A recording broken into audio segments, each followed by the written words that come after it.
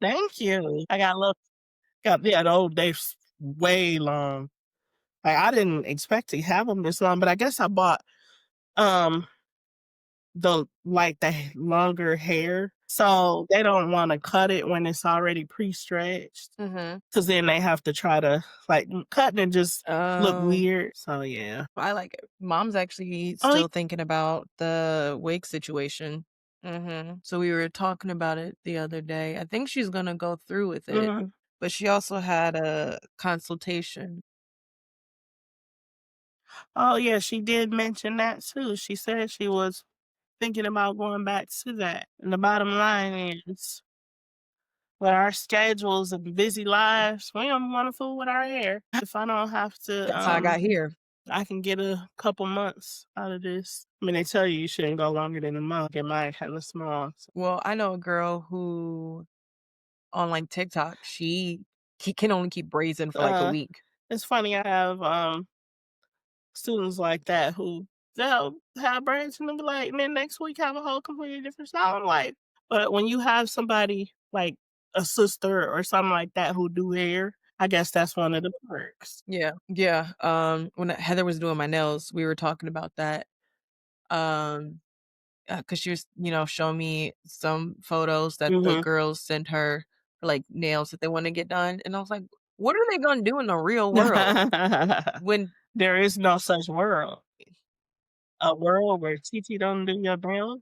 That is not. Well, I mean, the world exists when they Oh go off to yeah. college and they don't live in Michigan. Well, college Who doing their create nails then? what's the saying, necessity is the mother of inventions. College life creates opportunities for you to really lean into the whole DIY.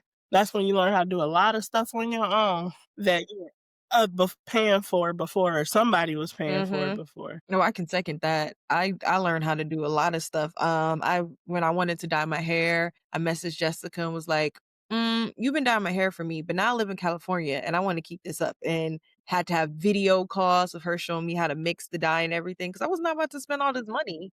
All right, let's Let me see if I get me back into my screen and let's get this audio going.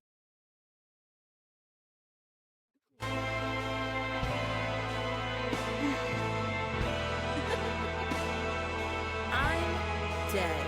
I see I see people out of All your right, window. hello. You got Huh? windows. Oh, yeah, yeah, that happens.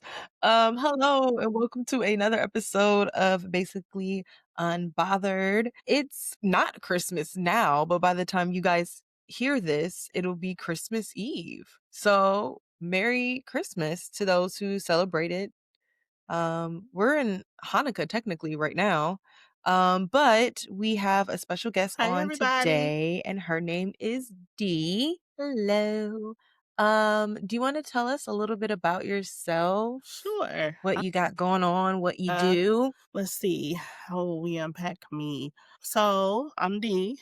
My name is Dorian, but everybody who knows me and is close to me calls me Dee. And I'm a high school teacher. I've been teaching for 20 years. And I also have recently gotten involved with trauma awareness. So I am a certified trauma specialist, and I am also building my brand called Becoming Whole, just kind of focusing on the journey of doing inner work and healing and just being the best version of yourself. And it's just a Mhm. focus on just the journey of doing inner work and healing and becoming the best version of yourself. So that's kind of where I am now. I mean, that sounds really exciting though. How did you get into building this brand and what has that been like for you? It's one of those things, and you probably can relate to this when you're writing and doing the things that you love to do. But when something feels passionate, like when you feel Mhm. passionate about something, and you feel so aligned Mm, with it, it don't even feel like you're doing work. It feels effortless and it flows effortlessly. So when you get that feeling, it's like, man, mhm. this is what I'm supposed to be doing. Right. Yeah, I definitely feel that way. A lot of people have questioned why I haven't, been looking for other jobs and things like that. And it's because, obviously I want more money. Me and mom were actually just talking about this yoga studio that I did yoga at this morning, and they're hiring. Mm, But, finding spaces that feel really intentional and that I love doing the work for. And I love doing the work for all of my businesses and brands. Like that makes me happy and it makes me feel very passionate. And I kind of like, for me, I kind of like my job at the brewery to just be my job at the brewery. It gets to be, fun. I'm not super invested. I don't have any like higher up positions, and I mhm. really get to focus on trying to make my passion real and, like, a thing that I can be livable for me, and I could spend like, I would be grumpy at work. I've spent 8 hours here not even paying attention. Like, look up and I'm like, "Oh my gosh, I Mhm. done worked till 10 o'clock at night." Like, how did that happen? Just because I really do enjoy it. I mean, like, with anything, there's good and bads that come with it, but I really, really do And that's enjoy important, being I able to think. do all of this. I think that's so important that you And that enjoy what it is that you're doing. Like, I love teaching, I really do. But then some days I question when, what we teach, obviously, we can't, being and any educator can agree, we can't just walk in the classroom and teach exactly what we want to teach. We're governed by, we're Mhm, governed by the powers that be in terms of what we have to teach, what information we have to provide students with. And so, don't get me wrong, I love doing it. I love teaching. I love working with mhm, the students. I love helping them. But at the end of the day, sometimes I ask myself the question, like, am I providing things that they'll be able to use for the rest of their life? Like, is the things that I'm teaching, half of my mhm. students are not going to remember Yeah, 10, 20 years down the line the things that I'm teaching now. So, if I can instill different values and things in them that they'll be able to use for the rest of their life that will sit with them, permanently, then I'll feel good about what it is that I'm doing. mhm, But yeah, I um, you know, I'm lately trying to be in a position where, and I think this is just more of a internal thing, like a lot of us drag in the morning when it's time to go to work. Like, oh boy, I gotta get up and go to work, or watching the clock mhm, on when is the day gonna be over and I'm ready to go home.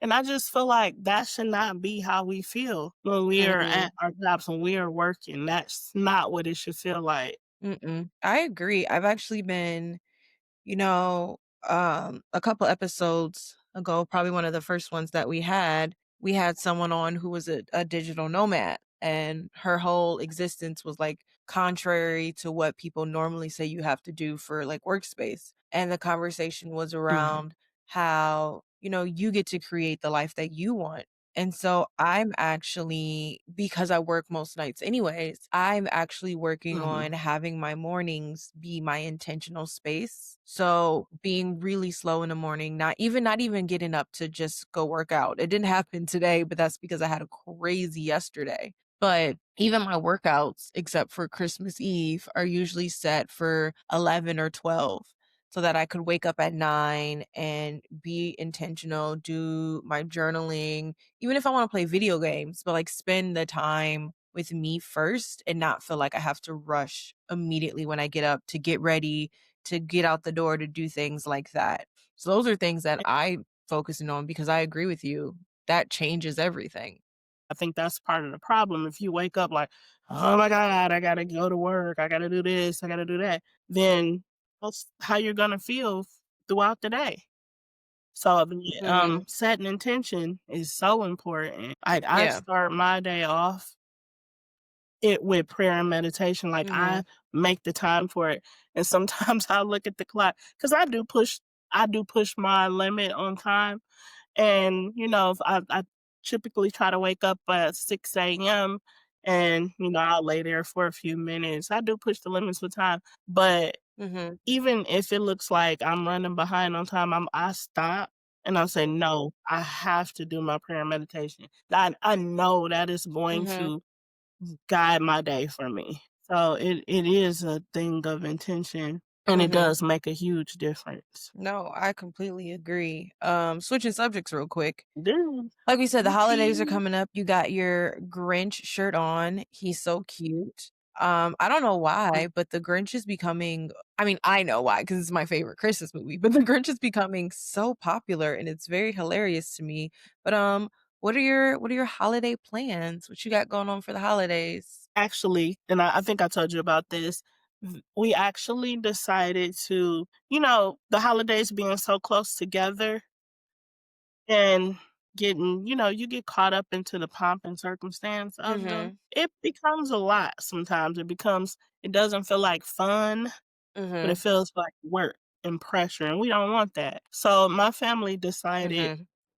last year that from here on in, we're going to choose a holiday to celebrate and get together. Because my family, we see each other often.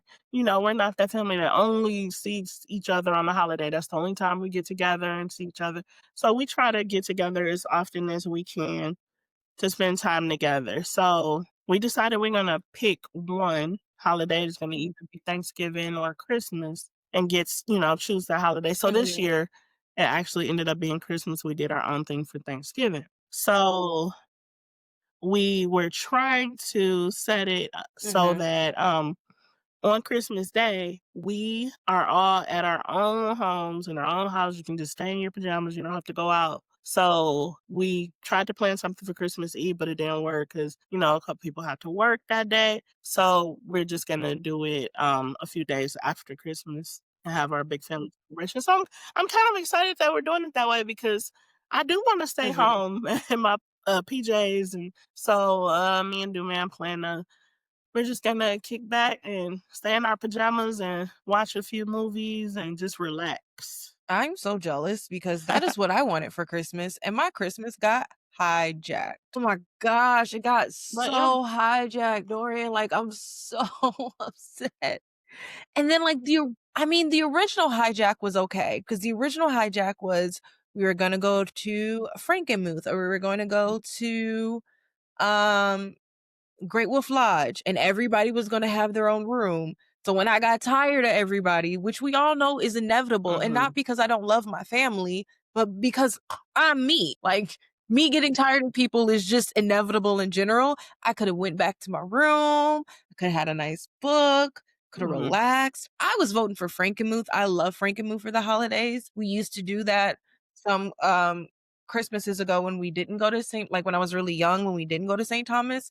I think it's like the perfect place to go to the holidays with your family if you can and if you can afford it and if you want to. But then a no got thrown in. And now we're all scrambling to figure out what we're doing for Christmas. And I'm gonna be stuck in a room with my mom and my dad and my brother all in one room. I already told my mom, I was like, my whole Christmas plans. And she was like, well, maybe we'll just like leave your dad and yeah. your brother in the living room and me and you will just sit in a lady lounge. And I'm like, yes, Oh, way yeah, I better heard plan. about But that. more importantly, I I heard have to about cook that. now. You know what? Look at it this way. Like, when is the last time all 4 of y'all got together? Like, when was the last Hmm. time all of y'all were able to, spend that time together? And here's the thing, you're still young, but you gotta keep in mind that, as our parents get older, and I'm saying Hmm. that your parents are much older than me, but you gotta keep in mind that Hmm. those are the things that when you get older become important. Like when we start thinking about the fact that, not trying to be negative or a Debbie Yeah. Downer, but when you get older, you start thinking about things like that. Like how many more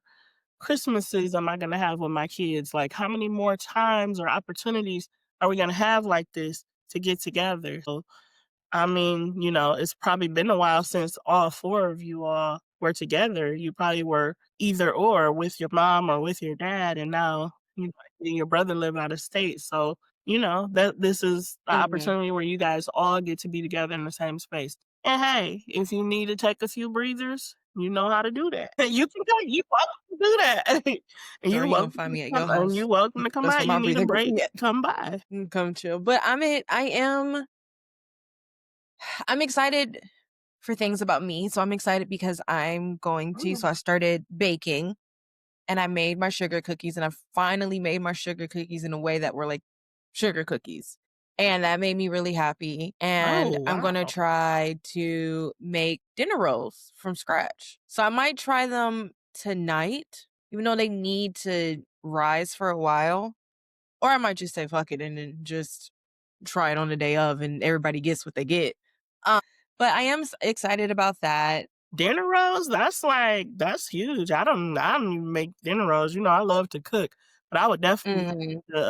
channel my ancestors on that one. I don't even have the patience for the rising and the rising and the falling and girl, I go buy some Hawaiian rolls and call it a day. Well, see, I like it because it's like a built-in break. Like baking is like a cooking to me is always like there's constant moving, right? Mhm, Baking is constant moving, but you're not in the kitchen if something isn't moving. And to me, in cooking, you're always in the kitchen. mhm, And with the baking, you're like, "Okay, I did all the hard stuff. Now this has to" I'm burning one of my plant leaves. "Now this has to, rise or whatever, so I can go read a book or run to the store or take a nap or whatever, mhm, and then come back and do the last part of it." I like the built-in break parts of it, so I'm excited.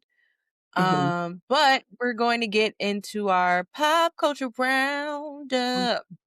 This not my Um area of expertise, but I'm ready to hear all the tea. Well, I tried to cater a lot of them to you, so they're not, like, really kind of salacious things, Yeah. but the first one is that Martha Stewart wants to become compost when she passed, and I'm all here for it. I wanna become a tree, which I guess is essentially compost to become the tree when I pass away. What do Hmm. you think about it? I mean, I just don't see where. I mean, I guess it's each person's preference. At the end of the Mhm, day, it's just to ashes, dust to dust. That's the way I look at it.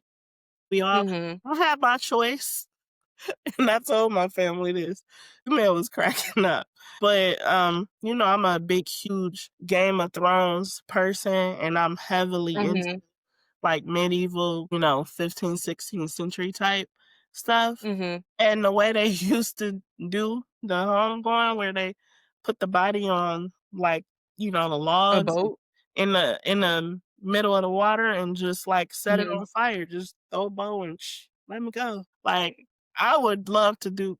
I mean, I wouldn't be here, but I mean, I would choose that as I my mean, you could way of- as it's my your area. passing. So You can do whatever you want. I don't know that you can. I mean, there's some again, when we talking about governing forces, and it doesn't That's seem like true. you can do whatever you want. But of course you do. I think it's important to communicate to your family or the ones who are gonna be left behind, your beneficiaries and all the people who have to make decisions on your behalf. I think it's important to communicate to them what you want, how you want things to be. Oh. Yeah. But I, I mean, if her body's compost, like, then what? I guess that's my question. Like, so I like the, side note, I also want a Viking pyre kind of funeral thing, but I want it for, like, my belongings and mm, not for me. okay. Um, because I think that that would be like because there's, in Native American cultures, some of them, you don't hold on to the belongings of your loved one that's passed away because Mhm, that's keeping their energy or whatever with you. mhm, So for me, I think that like because I want to be composted too. To me, it's if you put me in a box into the earth, then I'm in the earth, but I'm not really contributing to the earth. mhm, And if you turn me into ashes, then I sit in a urn and you look at it and, maybe the physical thing reminds you and you talk to it. But then there's like a stress, if the urn breaks, if it gets knocked over. mhm, Nida had that. One of her cats knocked over one of the little baby urns that she had. And again, I'm not contributing to the earth. And when I become compost, or for me, when I become a tree, Mhm. I will continue to contribute to the earth and help make the world or the planet or the earth better long after I've passed away. And I contribute to things growing and becoming healthier. And that's kind of the way that I see it, I guess. Okay. Like it's a continuation of who I am as a person, Okay. just What continuing was into the next her life. rationale? Hmm? We were talking about Martha Stewart. What was her rationale? Yeah. What's her what? Rationale. Her rationale? I don't Mhm. know, I didn't even see it. Let me see if I can find it, cause that would be interesting.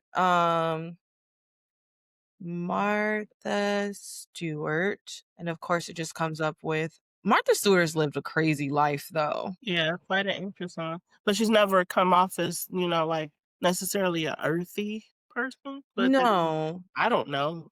I don't know her like that, so She said during an interview that she's gonna be composted, and she explains, "When one of my horses die, we dig a giant hole really deep in one of my fields, and we have a pet cemetery, and the horse is wrapped in clean white linen sheets and very carefully dropped down into this giant lovely grave. I wanna go there."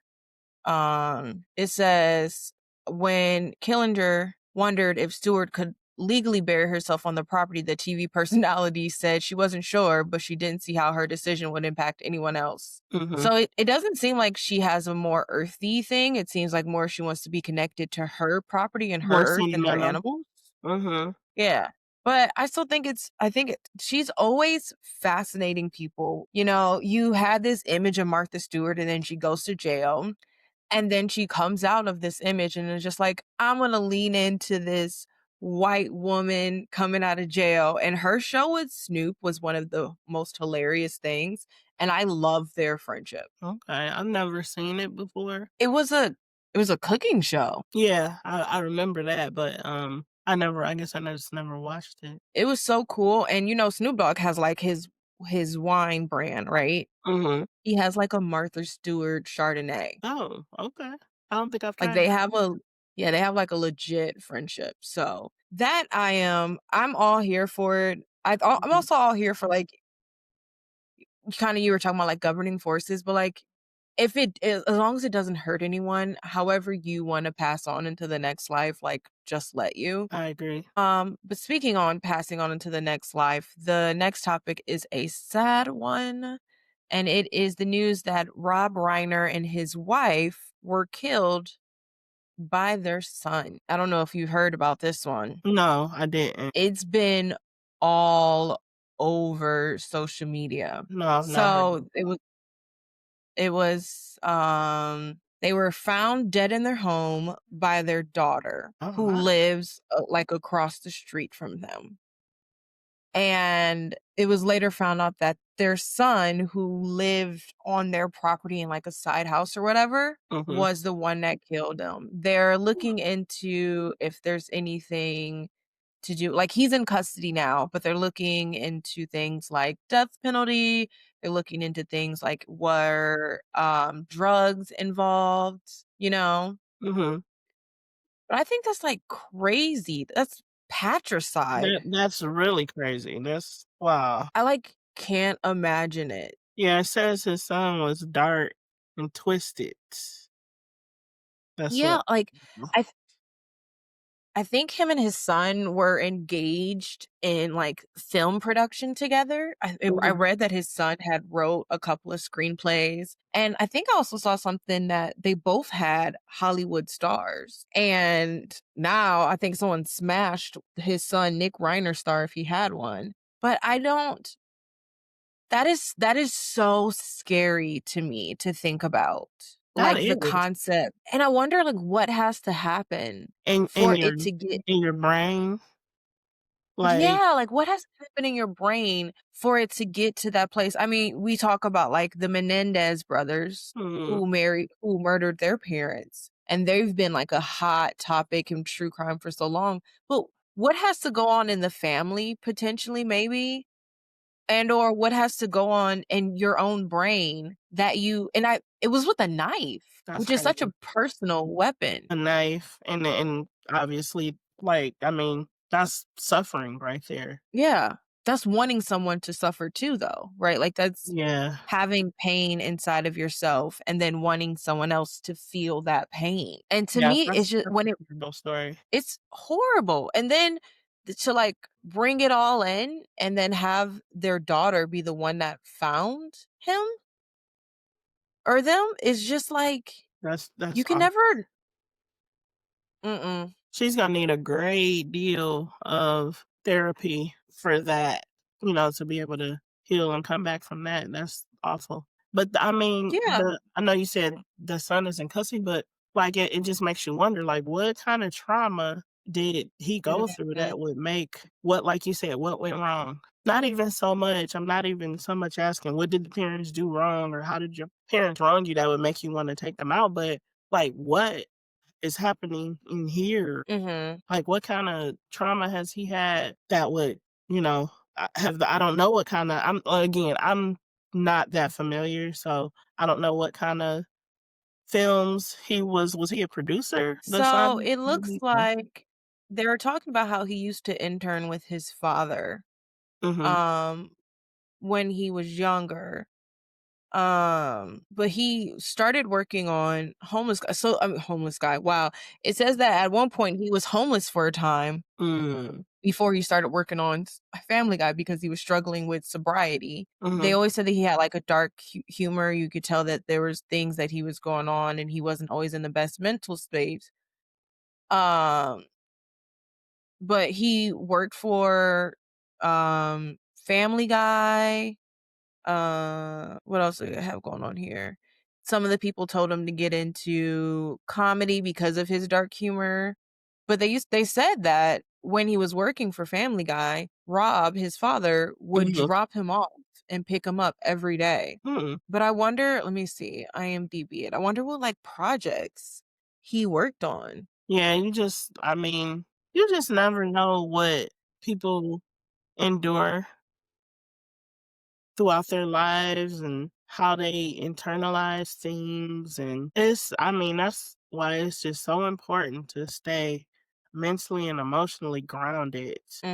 I agree. I think that, people really, really forget that importance. It said, so I guess he interned on Family Guy, but his credits for the most part go to writing the screenplay for Being Charlie, Mm, um, which is a would-be governor's addicted son goes down a rough road of rehab, fighting against recovery every inch of the way. So I could see how he wrote it. It's probably something that he probably felt in himself. But I think that, it's hard and everyone's like, well, what could the parents have done differently? And to me, sometimes there is something that could have been done mm-mm, differently. And to nope, me, sometimes there isn't. mhm, Because, like yep, if you're struggling with sobriety, if you're struggling with being sober and maintaining your life, you could if the parents were like, "All right, we're gonna cut you off until you get sober," people are gonna have something to say about that.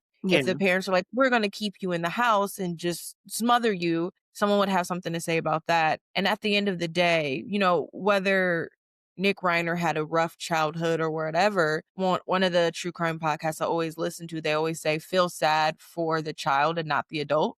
mhm, 'Cause as an adult, you still have the opportunity to make decisions and choices and say, "I'm not gonna do this or I'm not gonna do that no matter how my childhood was." And it doesn't break down in being that simple, but his decisions and his choices are on him, and I hope for healing for the whole family because I can't even imagine, mhm, and especially, for the daughter because she's lost her parents and she has to deal with the fact that her brother is the one that did it, that's That's not an easy thing to come to terms with. yeah, But interestingly, because I'm just looking up the past. I wonder if he married his mother or if he married Rob Reiner's wife because he's had two different marriages. oh,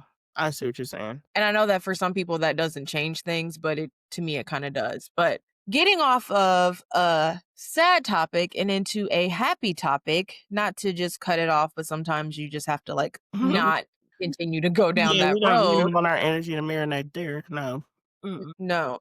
Black Eyed Peas had a band birthday reunion. And Dorian, when I saw the picture, let me tell you the thoughts that went through my mind was like new album, new album, new album, new album, new album, new Mm. album.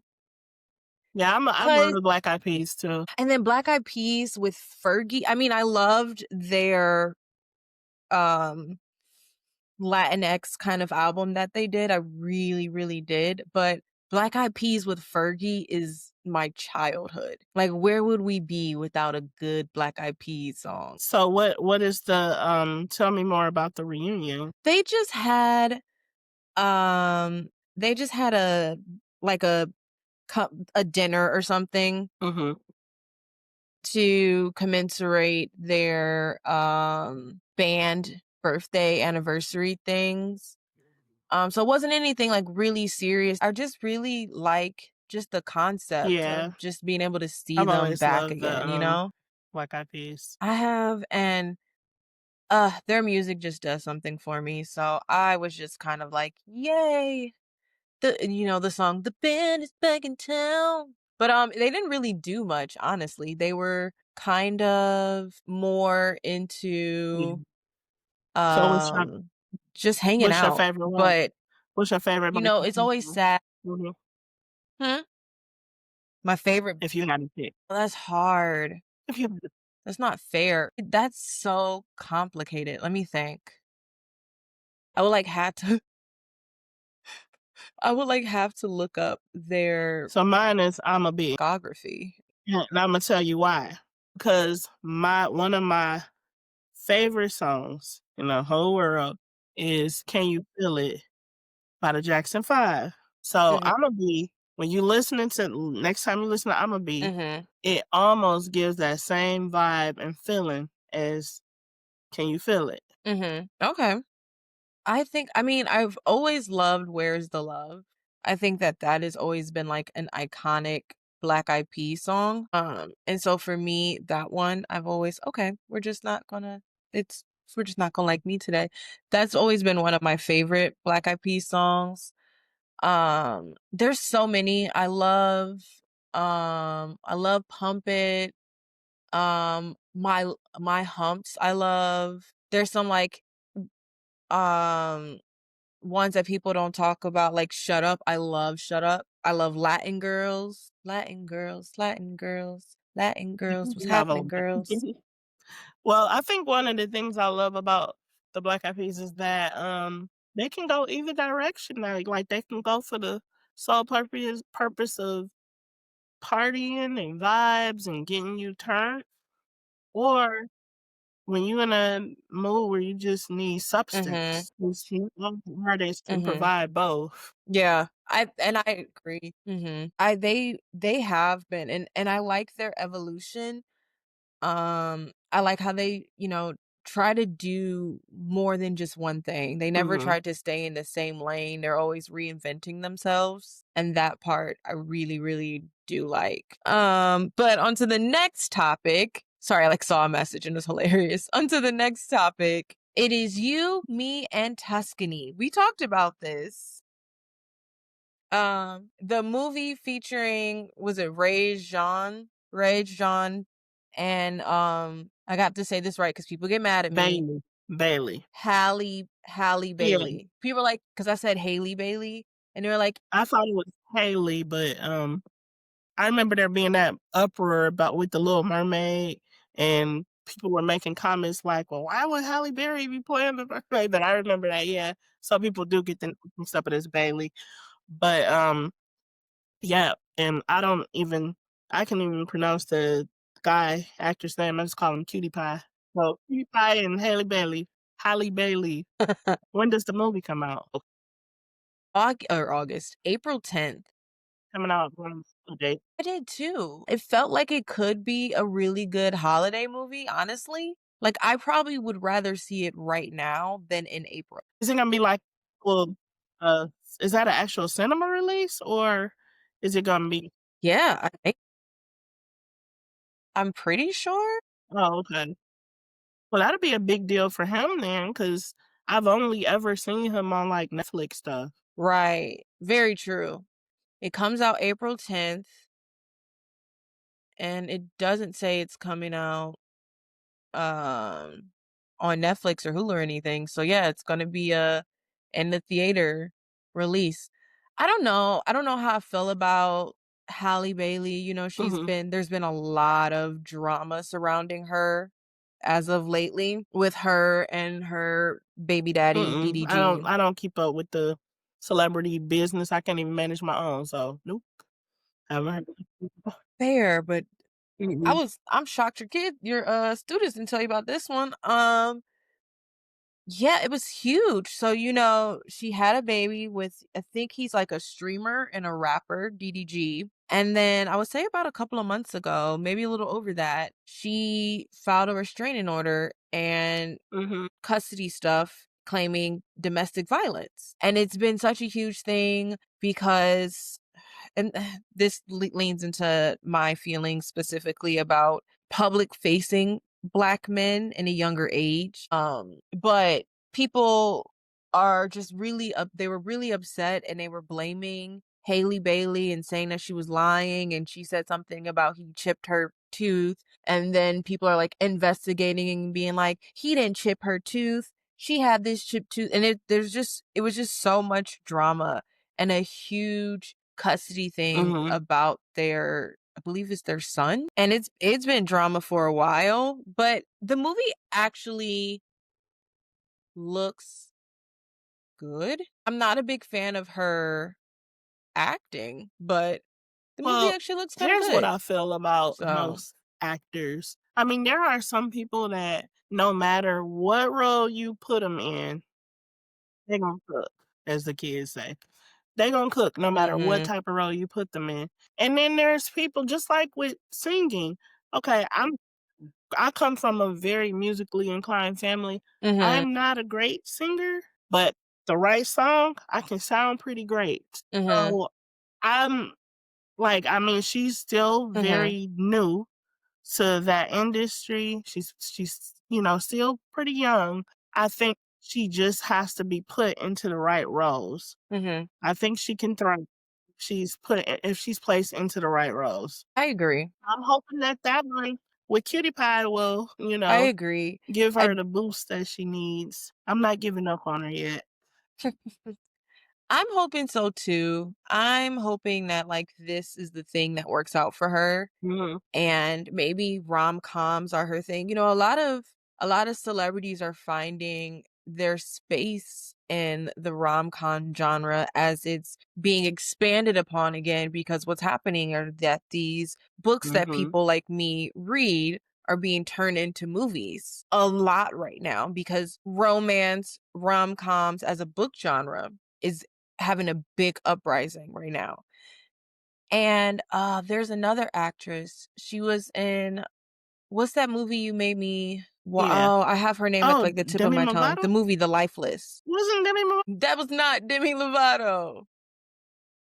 No, it was what's her name? Oh, wait, what can Sophia I'm Carson. getting movies mixed up now. But she's Sophia Carson is is kind of known right Mhm, now as Netflix's romance movie girl. And she's like for their like Tudum thing they had, she was the big face of it. So, you know, maybe you're right. Maybe Hallie can make her comeuppance in this era, and that would be great for her. I love that for her. yeah, I a wasn't lot of happy people. with her being a little mermaid, but I love that for her. And again, I want to clarify it had nothing to do with color. I just wanted a different black actress to be the Little Mermaid or a Caribbean actress, which would have been No bias preferred. there, right? Y- There's there's a 100% bias. All right. Last one in our pop culture roundup is that Chad Boseman got a posthumous Hollywood Walk of Fame star. By the way, I told this to my mom and she was like, he didn't have one already. I was like, oh, Mom, it's really hard to get a Well, I'm Hollywood glad he got Walk of one. Fame star.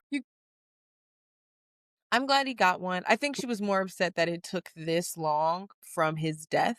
for him to get one.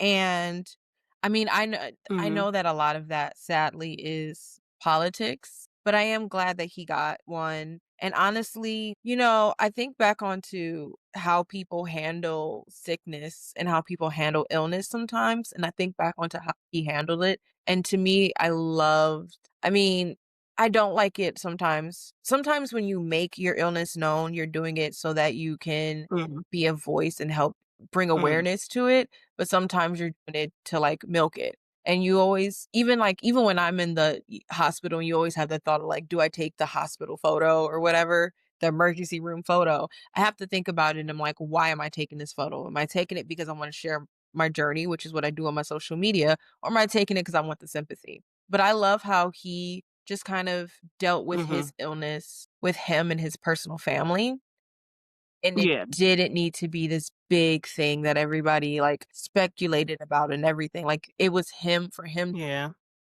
That was a good way to honor his memory, though. So I'm glad he got. I I agree, although, I will say Marvel honoring his memory with the movie and just kind of Mhm. for a while, they had, like, all of his images for the Marvel opening. I really Yeah, love that. I that really was loved how beautiful. Black Panther 2 honored his memory.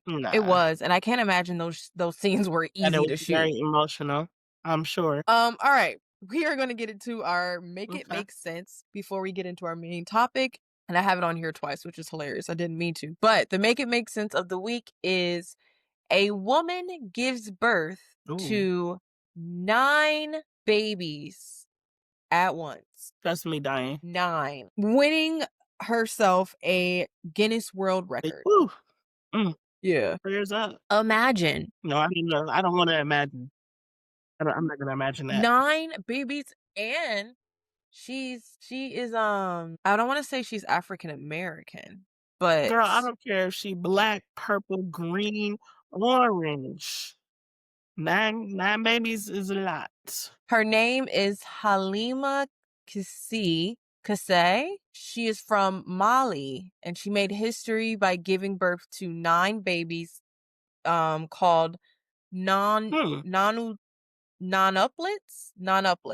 She gave birth to 5 girls and 4 boys in Morocco in 2021, setting a Guinness World Record for the most babies delivered at a single birth. And even though this was a while ago, it's just being, like, pushed out on the screens right now. like, I'm assuming, like, this was I mean, was like, did she have any, like, fertility treatments or therapies or anything like that? Mm-mm. No, her body just said, "You need to be a mom of 9 immediately." Speaking of 9 babies, I'm struggling with the 2 over here. Like, they about to get on my nerves. Okay. Oh, So, yeah. Woo! My, heart goes out to her and her. it's like, I mean, the babies are cute, but if you could see the photo of, like, Mhm. how and she's smiling. I showed it to mom, right? And she's, like, smiling in this photo, and mom was like, "There's no way." She was like, "She must have been a good one, because there's no way you would catch me smiling." She Hmm. said we started with 7, and Allah blessed us with 9. Wow. So, like, I wanna know, how did you start with 7? Allah blessed with 9? But, like, could you function? Well, she might mean that like, I mean, I don't know where, in terms of how, deep their culture goes with, the medical, like how they do prenatal care, but she might mean that when she had her ultrasound, Mhm. They they saw only showed 7. 7, and the other 2 could have been hidden. Like, a lot of times people will be, carrying twins in their pregnancy and don't know it until a little later where they're like, "Oh, no, there's not 1, there's 2 Mhm. heartbeats," or so, it's easy. I'm sure it's very easy to misdiagnose that or 9 just heartbeats? you got all of those heartbeats and images going on. I always tell anytime I have to get like any kind of like ultrasound or sonogram, Mhm. at the hospital, I always tell the people who do those, like, I mean, you are like an artist to be able to it just look like a big blob to me. So they if they can identify, they may have misidentified the 9 and only saw 7 or only heard 7 heartbeats I mean, or 7 is still a lot Mhm. in general. Mhm. Yep. Oh, You told me I was having 7, I would've been like, "Hmm? yeah. 7? How do we, that would be my luck, Dorian. If I ever got, like, pregnant, which, is highly Multiple improbable at this point. If I ever actually got pregnant, I probably end up with, like, 5 kids at once. Oh, no, we're not gonna claim that. Listen, I'm all about, uh, we call it our village and Mhm, support system, mhm. but, yeah, we're You not not gonna supporting claim me if I have 5 babies at I will once? definitely support you, but, I mean, Imma be your best cheerleader, for real. But Like, "You can do this."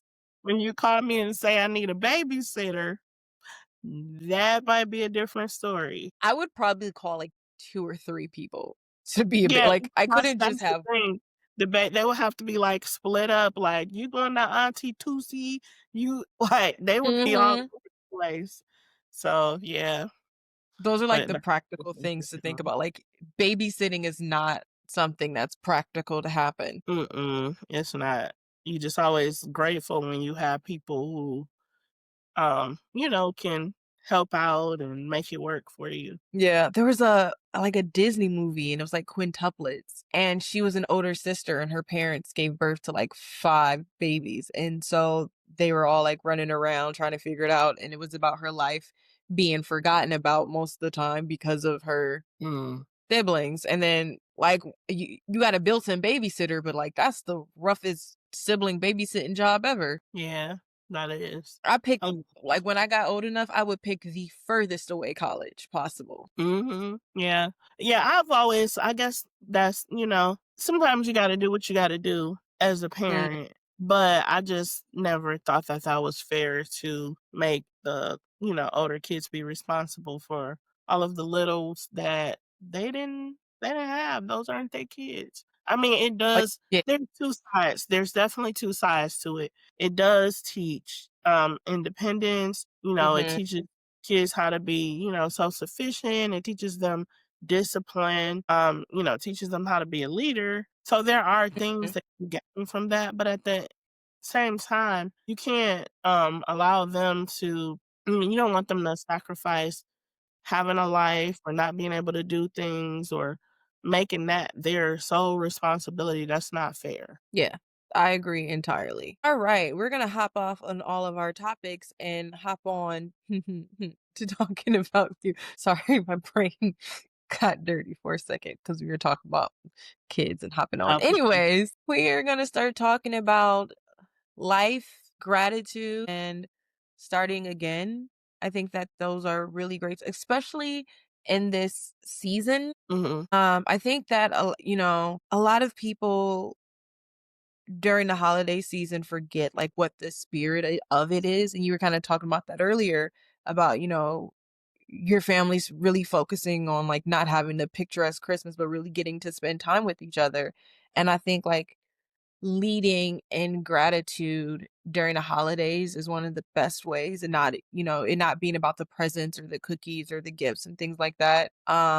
So for you, what is that, you know, I know you've kind of gone on a journey recently, and I don't Mhm. want to name your journey, but it was similar to like a journey of like self-discovery and, connecting yourself with your passions and everything like that. So before we get into all that, can you tell me a little bit more about that journey and what that looked like for you? So, I think that my journey just like really began with wanting to be happy and Mhm, always looking like, just looking around at certain circumstances and situations that I had going on, thinking like, man, I wish I can change this, or, mhm, why isn't this happening for me? Or, man, what do I got to do to have this? Or, um, so just really, I think that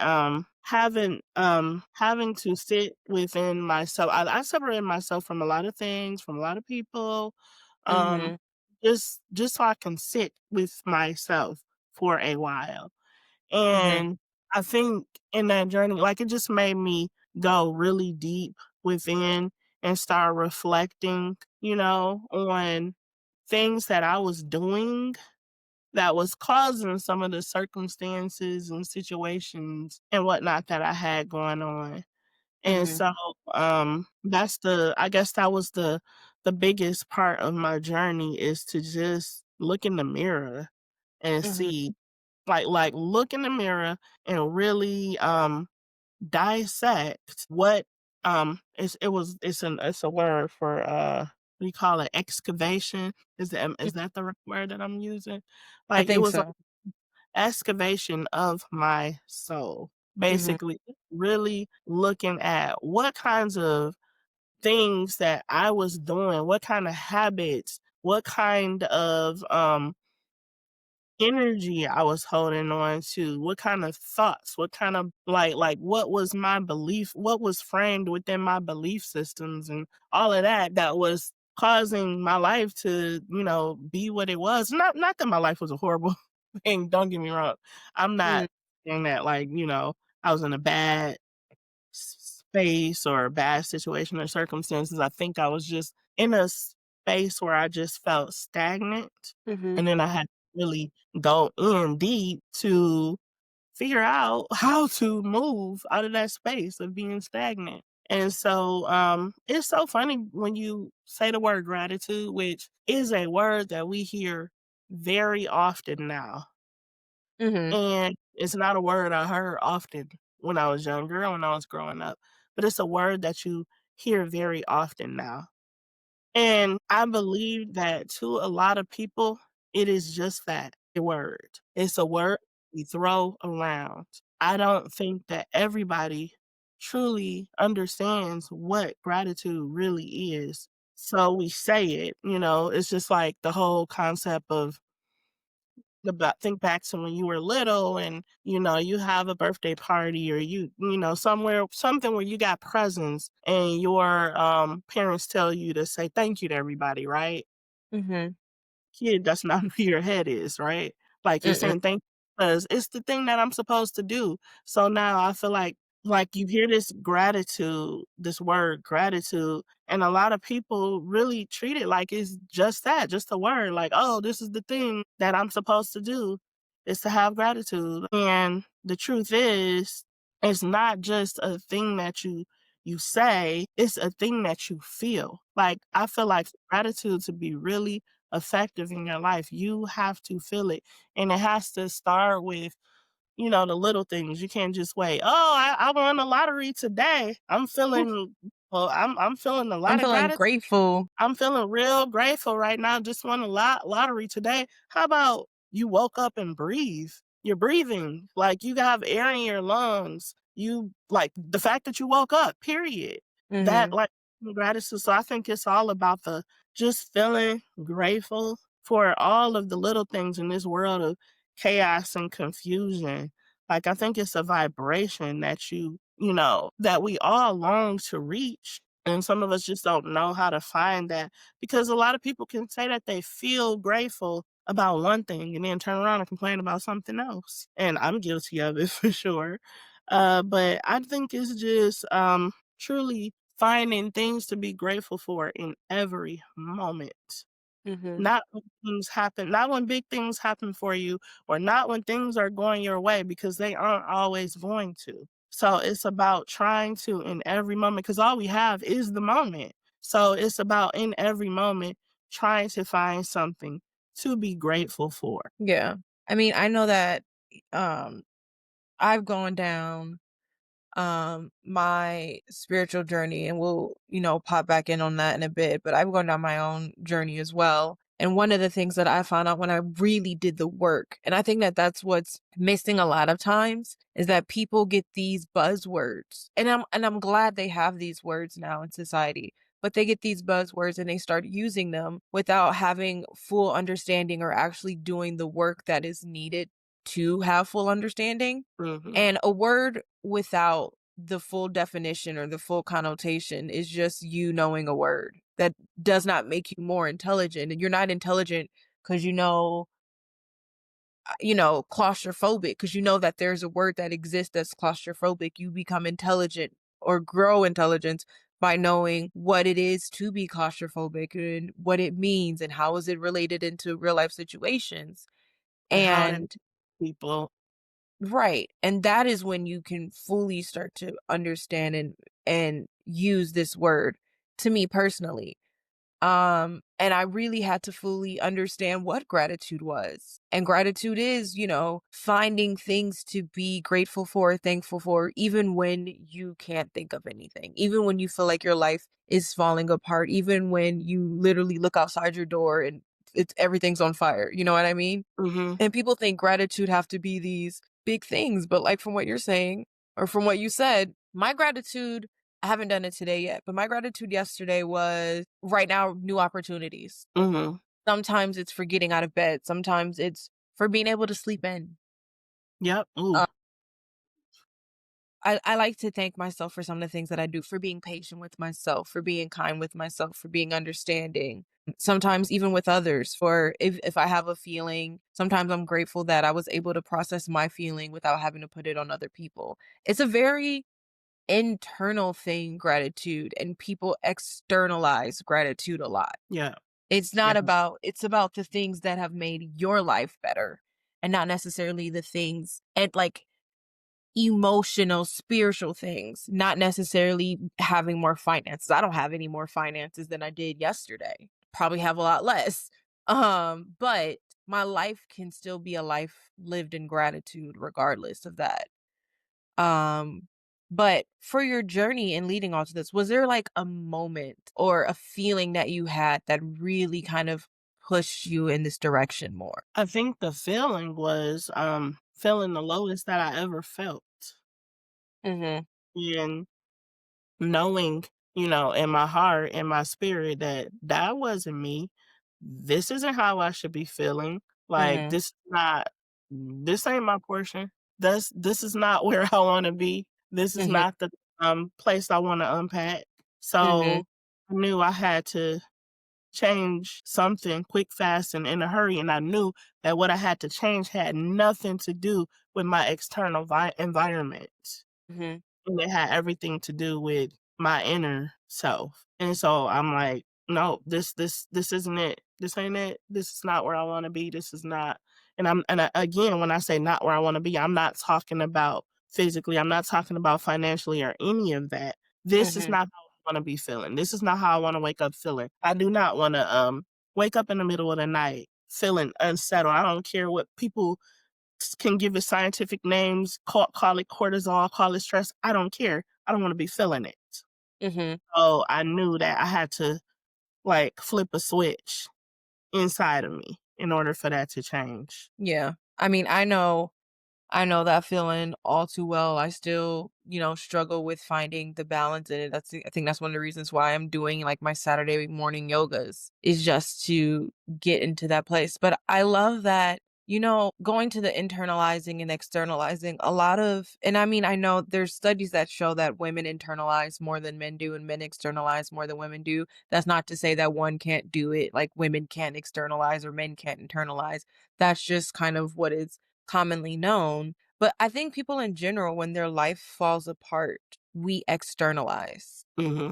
We say, "Why? What is the world doing? The world is such a mess. All these Mhm. people did these things." I had a conversation with Eris and having a conversation with her and being like, one of the things that I had to realize in myself was that no matter what a person did to me, my reaction was my responsibility, and I can't blame my reaction or my response on, "Oh, but she said these things to me." Like, at the end of the day, I have to take accountability for that, and I know, like, getting to that internalizing part can be really difficult. Was there a point where you externalized that energy? Um, Probably so, but my externalizing was probably more or less on this is where I am, this is where I want to be. Mhm, Why am I having such a hard time getting there when I'm stuck mhm, here? So mhm, my exercising was more just looking at like looking at where I was in my life, just looking at accomplishments, how things were moving along. I mean, a big a lot about my situation and everything. So, Mhm. I just felt like that situation was not moving along or, things were becoming stagnant. And so it's really I guess that would be my externalizing, just more looking at, how my life was physically unfolding Mhm. rather than and once I like started doing that, once I started going on my healing journey, like none of that even mattered at that point. Like I just, my focus was just on being in a good space, being in a good headspace, feeling good, being at peace, having peace of mind, feeling Mhm. joy. And that's what my focus became, not on, where I was financially or, how things were flowing. None of that even matters when you start doing that inner work because Yeah. everything starts, you start realizing that everything is happening for you in divine order and that it's going to happen in in divine order regardless of what moves you make or what you decide to do. But I just wanted to wake, that going back to the what we were talking about at the beginning of the podcast, that feeling of waking up and Mhm. feeling good and having passion and, you know, being intentional about your day. Mhm. Like I just wanted to keep that momentum going in my life. Yeah. So I think that's a big part of I think that was a big part of my journey. So I know that you mentioned, like you were talking about like prayer meditation, and sometimes people don't see how those two can blend. Last week, we had someone on here that was talking about bringing rituals or more spirituality into the real life and into the everyday life. For you, as someone, and I don't want to assume like religion, but whatever. So for you as someone who believes in God and Mhm. believes in the spirituality of everything, how have you learned to mend that? Because I know there's a lot of people who are looking for ways to kind of bring those together. I think it just comes together naturally for me. And in fact, I never thought that you could separate the two. Mhm. I think that me, for one, and before I even decided, okay, I need to do something about my relationship with myself. It Mhm. started with my relationship with God. And so I don't think, to be honest, the two for me is they're just not separate. They go Yeah. hand in hand. And so I mean, I've always believed in God and I'm pretty sure I always will. Mhm. I mm, that has been a big, huge part in what has sustained me. Mhm. I love I that. imagine Um, would have lost it. yeah. There's while we're coming into the holidays and people are getting ready to make their New Year's resolutions, which I love and don't love at the same time. I like that for some people, their mentality probably would have been, "Oh, I'll work on this in the new year," or Mhm, "I'll start this journey on the new year." And it seems like what you did was follow like your intuitional clock mhm. and not listen to, a clock that's set by society or by a calendar or whatever. And for people who are kind of looking to step out of that, do you believe in New Year's resolutions? Is that something that you set intentions for, or do you kind of just now follow it through? So I do like fresh starts. And I Mhm. with fresh starts, it allows you the opportunity to I heard the best analogy the other day. I don't even remember what the post was about, but Mhm. this guy said, imagine you just got a new house or apartment or whatever type of Mhm. living space. And well, not even new. Let's just say the one you're living in already.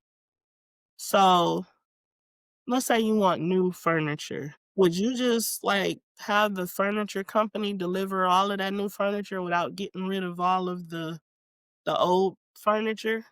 Mhm. Right, you just have furniture sitting on top of furniture and you have a big cluttered mess. Mhm. So, do believe like while every day you can always work on becoming a better version of yourself, every day you can do something to be better. You can do something intentional to work towards your goals.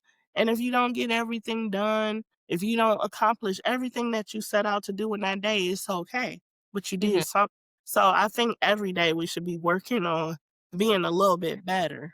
But I always look at a new year as an opportunity to kind of declutter, get Mhm. rid of old things to allow some new things to flow in. I've been really into trying to align myself a lot more with the seasonal vibrations. So we are by the time this episode has will have come out, we will have passed it, but right now we are coming up on the winter solstice. Mhm, And that is a time where you are kind of meant to, it's so interesting because the winter solstice is when you're supposed to relax. It's supposed to be when you kind of retreat into yourself, maybe not hermit like I like to do, but mhm, retreat into yourself, recuperate your energy. mhm. Yeah, A like a lot of hibernation. go into, like, hibernation. And it's the rest that you need to rebuild because you're also kind of supposed to be like rebuilding yourself at that time. And I find it interesting because that's the time when we set up these New Year's resolutions and they don't necessarily align with what the energy is going on around us. And I've been trying to align my energy with doing more manifestations and resolution during the spring equinox Mhm, because that is when things are supposed to be starting to be planted. So what I try to do now is I try to focus while I'm relaxing, rebuilding and everything, focus on things that I want my life to look like, but mhm, not necessarily, really sitting down and examining my year. What happened? What did I like? What didn't I like? All of those things for the winter solstice. And then when the spring equinox comes into it, starting to put those things into motion. mhm, And just trying to align myself a little bit more like that because to me it is setting yourself up a little bit for failure, especially if you live in places like Michigan where it's cold, immensely so in January and February, to try to convince yourself to start this new thing when your body is looking outside and be like, "Do you see what it looks like out here? I'm not doing that. I want to mhm. lay in my bed all day." Yeah. And so those are the things that I for me try to focus on. I do think that setting goals, resolutions, setting things that you want to bring in for the year or the cycle or whatever are really important, even if you don't follow through. Mhm, And I think that to me on the spiritual journey, that's one of the things that I've had to learn myself and that I've always tried to preach to other people is that you're not going to check off everything off this list. mm-mm. And do not feel like you're a failure just because you did it. Right. And that to me, that's why I'm leaning away from New Year's resolutions. And I've always kind of been a little separate from it as other people have been, but of it more as, I don't if you feel like a failure because you didn't go work out this one day, you're less likely to do something. Mhm, And when you change your mindset and look at it as like, oh, this isn't failing, this is I'm real life, you're starting a new habit and starting a new habit does not mean that you're going to hit it every single day at first. It takes a mhm, while for your body to get into that and allowing yourself grace to me is one of the things that I love about the season that we are getting into. mhm. So, That's important, giving yourself grace because, like you said, you're not always gonna hit those goals. mm-mm, You also have to, like, realize, like, we have to be able to balance our like, you have to be realistic, mm-hmm, within your schedule, within what it is that you have to do within that day. So, one of the things I don't know if you would call it an affirmation, but I guess I would more have I call it it's part of my conversations with God. mm-hmm, One of the things I'll say each day is, "Lord, what can I do to make myself better today?" mm-hmm. It might be one thing. I'm not giving myself a laundry list of things that I have to do that if I Yeah. fall short of, I feel like a failure. It's just what is Mm-hmm, something I can do today? What can I focus on? What can I hone in on today to help make my life better? What is something that I can do today that future me will thank me for? mm-hmm. No, I agree with that entirely. And I love that mindset. And I think that goes in back into like the gratitude and even, starting over because we always talk about how starting over happens. A lot of people focus on starting over happens in the new year, this new cycle. But starting over happens every day. Mhm. Every day is a new start. Yep. Even though it's a continuation of a month or a week or a year, every day is a new start for you, and even if your week was bad, this new start, this new day could be the chance to have a great one. And if you Yeah. let go of the idea that everything in the past and this period was bad, and so everything forward has to be bad, you can really start to bring in new energy into your life every Mhm. day. Yeah. But I think that is going to be all the time that we have for the most part, as people are screaming at me on my phone. Going back to what you were just talking about, like, I have this thing that I say that, I have this thing that I say to myself every day, part of, when I wake up, part of that, morning intentional routine is that today is a day, is an opportunity. I don't even I look at each day as an opportunity. Today is an opportunity to Mhm, experience life differently than I did mhm, yesterday and the day before that. mhm, It's just every single day is an opportunity. And one of the things that I've been doing to just kind of get out of my head and calm down and quiet down my nervous system, mhm, no matter how bad things are getting, or, sometimes we get in spaces and situations where we feel like, things are tight money wise, or, you have things that are going on around you that are causing stress. One of the things that I say to myself and been saying to myself, and I got this from a social media influencer a long time ago, a while ago, and is I can't recall a time in my life when my needs weren't met. And I say mhm, that to myself, and it just, like, brings in a now when I say it, I feel it. I don't just say words just to mhm, be, but, it just brings a calmness to me. There was not ever a time in my life when my needs weren't met, and I mhm, think to, like, I kinda grew up poor, but we didn't know it. Like, as a kid, you don't realize when your, family is poor, and so, we were probably what most people would consider poor, but I've always had more than enough. So, I always say constantly repeat that to myself. I've always had more than enough, and I cannot recall a time in my life when my needs weren't met. mhm, So, if you constantly say that to yourself and rewire your brain to know that and to feel that, mhm. then you always are gonna know that all is well. All is gonna be well. I agree, and I love ending on that note. I know that you have, like, your Instagram that you just started, so do you wanna tell people where they can follow that? Yes, is the Becoming Whole, brand is, Becoming Whole underscore 2025 is my Instagram. I've not yet added it to Facebook or TikTok, but those will be coming soon. So Okay. I Well, think I'm synced on Facebook, but yeah. I'm excited. I already follow you. And then also, our sometime at the beginning of the year, we will be getting started our Toxic Tuesday. Me and my best friend Rihanna, we have been working on a podcast, and it's going to be so exciting and so engaging that everybody will want to tune in. And it's called Toxic Tuesdays. And I will just say is going to be a lyric analysis of songs that most of us are all familiar with. And that's all I can tell you. You just have to watch and see for yourself. I'm so excited. I've gotten a sneak peek into, like, what it looks like. I mean, I've gotten a sneak peek into what it looks like just being in the living room with you both, but Mhm. I've gotten a sneak peek into what it'll look like contextually as a podcast, and so I'm so excited for this to come out for you guys, and I Yes. cannot wait. Now, so 2026 is the year.